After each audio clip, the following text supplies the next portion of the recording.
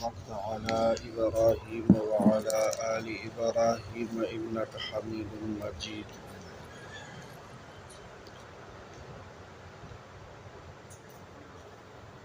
انزل سوا دوا اتیایم نمبر حدیث شریف تے 1582 نمبر.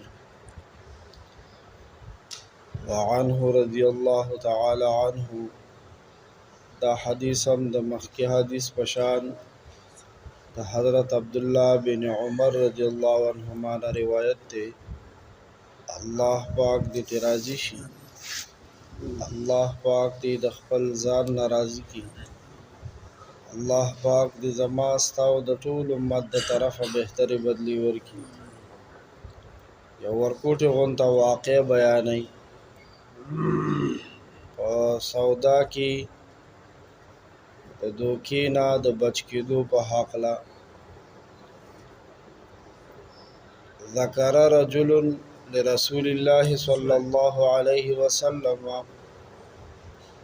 عبداللہ بن عمر رضی اللہ عنہما فرمائی یو سڑی نبی علیہ السلام تا دا خبر ذکر کا انہو یخدع فی البیوع، چی دسرا پا بیع کی اخستلو خرسولو کی دوکہ کیگی.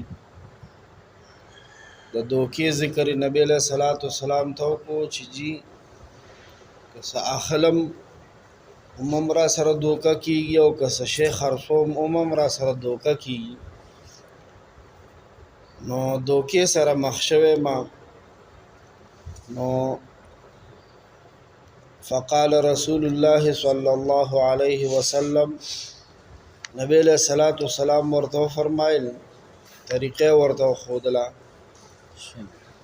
من بایعته چا سرم چې ته سودا کې فقلنا آغت لگو آیا چی لا خلابتا دوکا کول ندی پکار، دوکا با پکنی دمر قدری خبر ورتکوا بیا بتا د دوکی نبچ کیگی. متفقن علیہ، دا حدیث متفقن علیہ دے. بیا د گریمر په اعتبار سره الخلابة بخاء معجمة مکسورة وباء موحدة وهي الخدیعة، دا د دې یو خبره کړې ده، د گریمر طالبان به پوهیږي. او د خلابه د ډکشنری معنی راوچته کړې ده، ذکر کړې ده چې خلابه خدیعی ته وایي، خدیعه دوکې ته وایي. مطلب د خبرې دا دی، دا یو سړیو منقذ ابن عمر رضی اللہ عنہ نومیو، د یو ټیم کې په دې سر گزار خوړلیو، د هغې د وجې نه ذهن کمزوری شوی و. نو که ستاسو خیلي چې دا سړی لږ ذهني کمزوری او سودا کوي، نو بیا خو خامخا مخکې سودا کې خطا کوي. نو دا ګیله نبی علیہ السلام ته کړې وه چې جی زه کله سودا کوم نو ما سره دوکه کیږي. نو نبی علیہ السلام ورته فرمایل چې دا اخیستلو خرڅولو وخت کې دا ورته وایه چې زه د دې معاملاتو نه زیات واقفه نیم، مخکې غاړه خلاصوه، زه د دې معاملاتو اخیستلو خرڅولو نه زیات واقفه نیم، په دې ډېر نه پوهېږم، چل نه راځي، نو ګورې ماله به دوکه نه راکوئ. نو د دې نه بعد به ویدله بیا چا دوکه نه ورکوله،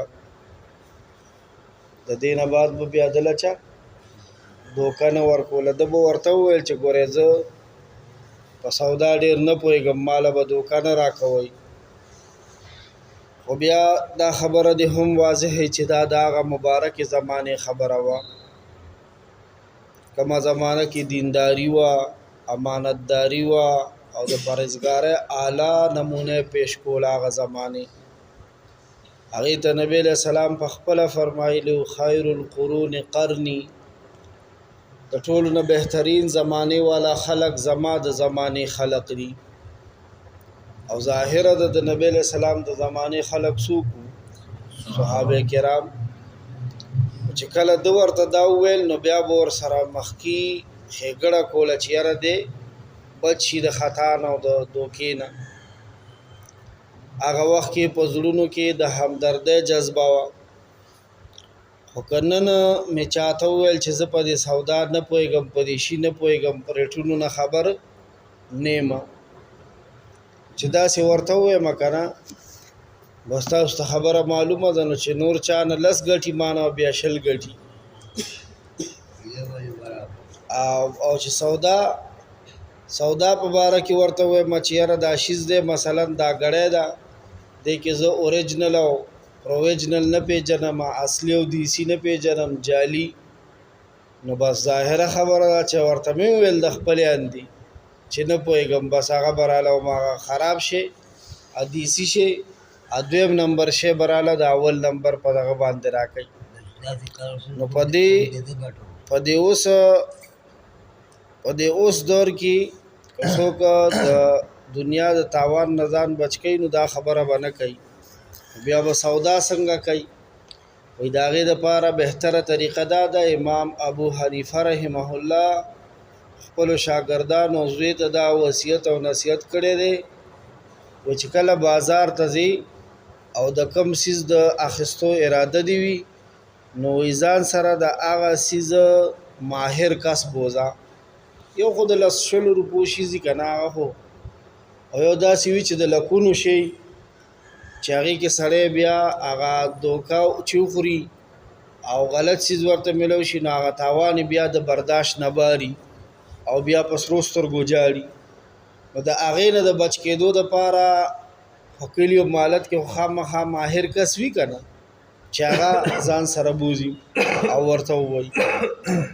او دا بیا خبره ده چې هغه ماهر کس سړی ځان سره بوزي نو د هغه ورکې بیا خپل کمیشني د هغه ځان له کمیشني.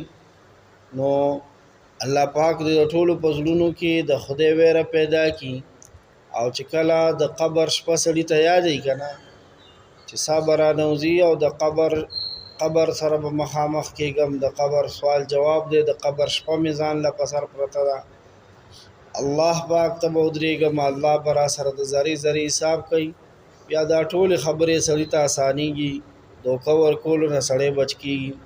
خو بهرحال دا منقذ ابن عمر رضی الله عنه نبی علیہ الصلوۃ والسلام ته دغه وجه ویلې وه چې ما سره دوکه کېږي. نبی علیہ السلام ورته وفرمیل خلکو ته وایه چې دوکه بني پکې، چې کله څه شی خرڅې او که اخلي نو هغه ته وایي دوکه بني پکې. بس دا مرخه خلک چې ورته به ویل چې دوکه بني ورکي بیا به ورسره دوکه نه کوله. الله دې موږ هم د دوکې نه بچ کړي.